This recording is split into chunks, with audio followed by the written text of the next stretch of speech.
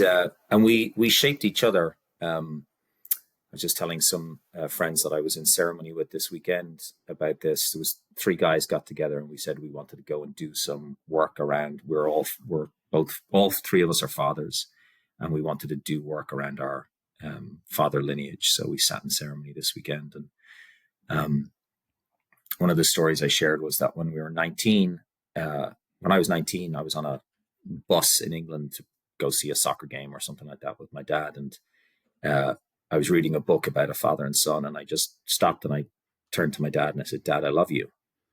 And he nodded and he said, "Thank you." And I said, "No, Dad, I love you." And he said, "Me too."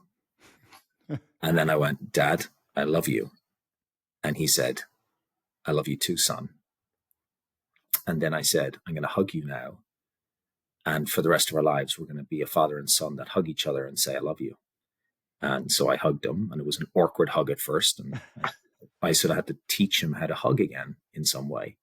And there was something we were built for each other.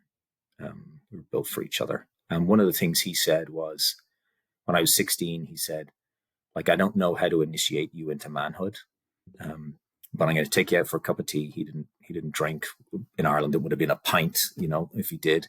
He took me out for a cup of tea, and he basically said that you're 16. And so in my eyes, you're now a man. And I want to mark this moment because I want you to know what my expectations of you now are as a man versus my expectations of you as a boy.